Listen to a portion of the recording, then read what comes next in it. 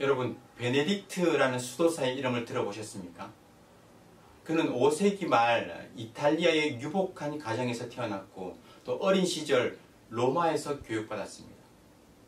베네딕트 수도사는 당시 사회의 부조리함과 부패함을 목격하고 13세가 되면서 로마를 떠나서 수도 생활을 시작했어요. 그는 함께 공동 생활을 하던 수도사들을 위해서 규칙서를 썼는데요. 흔히 베네딕트 규칙서라고 합니다.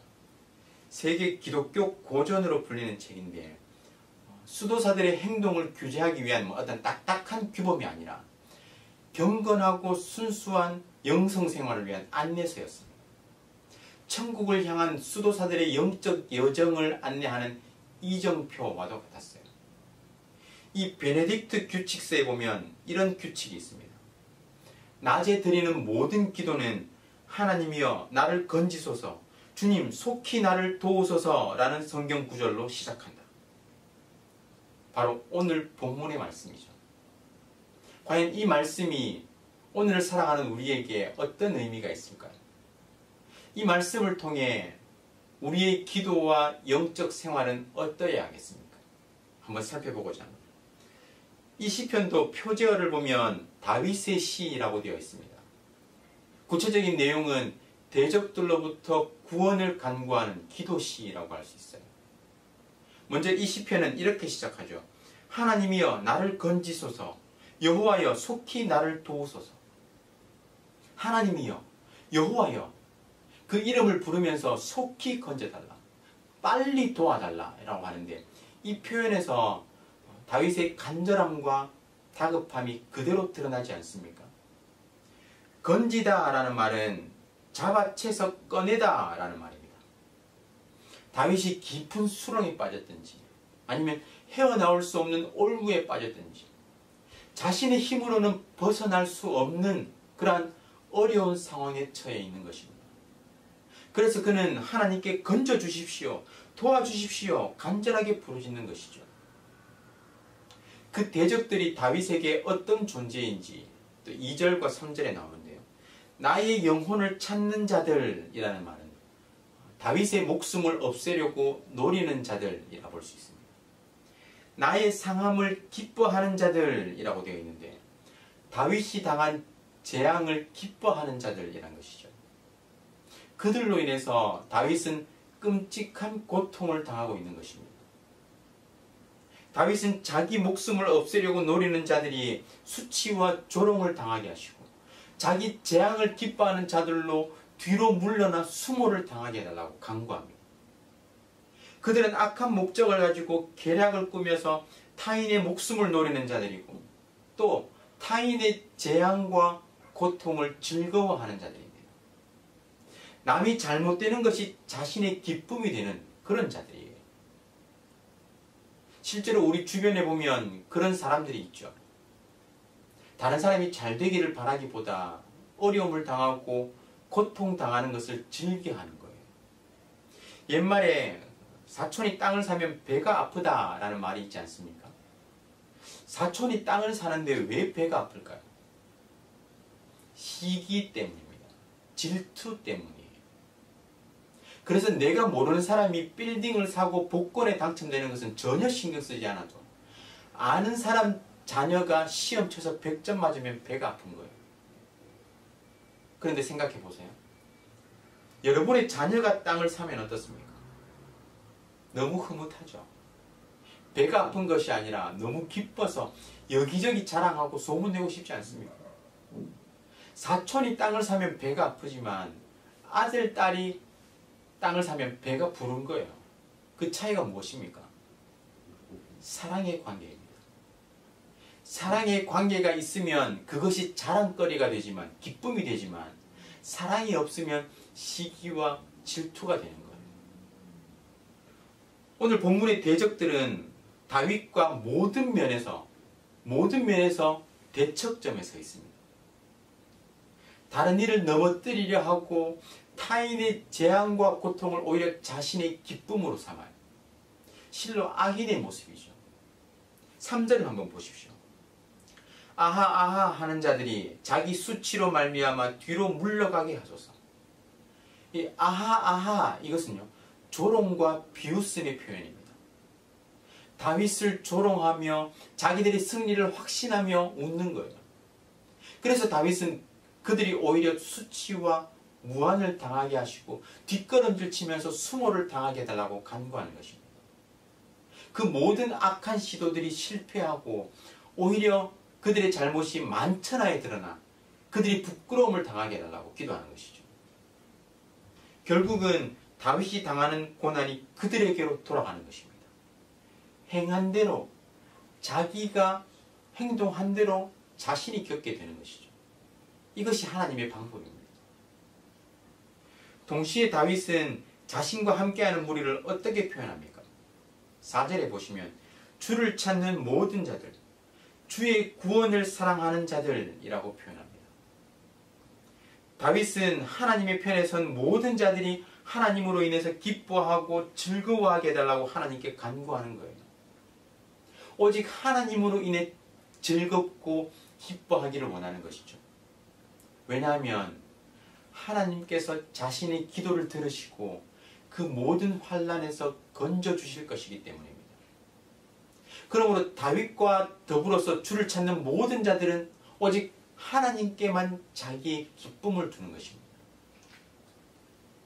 우리의 삶은 어떻습니까? 여러분의 기쁨은 어디에 있습니까? 하나님께서 주권자 되시며 그 모든 것을 주관하신다는 사실을 알면 그 하나님과 함께함이 기쁨이 됩니다. 하나님께서 모든 것을 다스리시고 인도하시는 것을 알면 그 하나님만 의지하게 되는 거예요. 그래서 주의 구원을 간절히 고대하고 바라는 것이죠. 다윗은 이것을 바라고 있는 것입니다. 그리고 마지막 5절에서 다윗은 1절의 간구를 다시 반복합니다.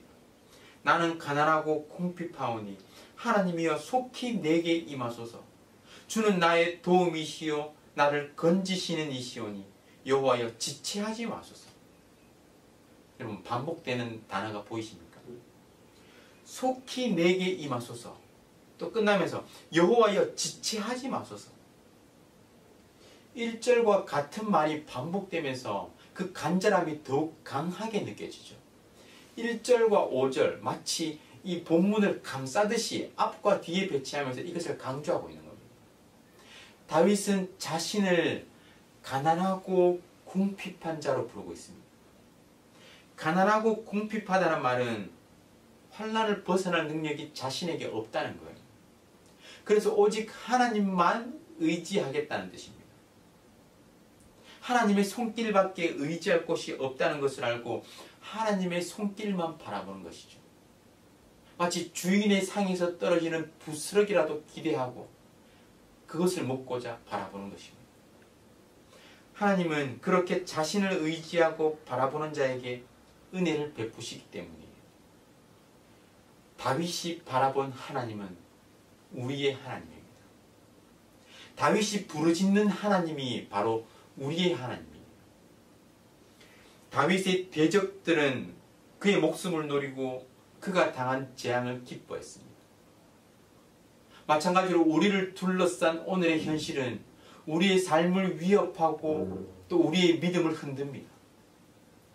마치 이 고난과 재난이 우리가 겪고 있는 이 고난과 재난이 하나님을 믿는 우리의 믿음을 조롱하는 것 같고 또 그로 인해 수치를 당하는 것 같은 느낌입니다.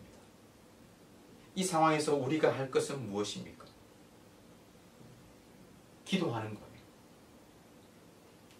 다윗이 이런 악하고 또 끔찍한 자들에게서 자신을 속히 건져달라고 구해달라고 기도하는 것처럼 우리는 이 현실 속에서 코로나 재난 속에서 하나님 속히 건져주시옵소서, 속히 도와주시옵소서 기도하는 것입니다. 하나님은 자신을 찾는 자, 하나님의 구원을 사랑하는 자를 결코 외면하지 않으시고 그 기쁨을 더하실 것입니다. 우리는 하나님의 위대한 역사로 인해서 하나님을 찬양하게 되는 것이죠. 이 사실을 믿고 기쁨과 찬양으로 나아가는 저와 여러분 될 수 있기를 주님의 이름으로 축원합니다. 우리는 아무 힘이 없습니다.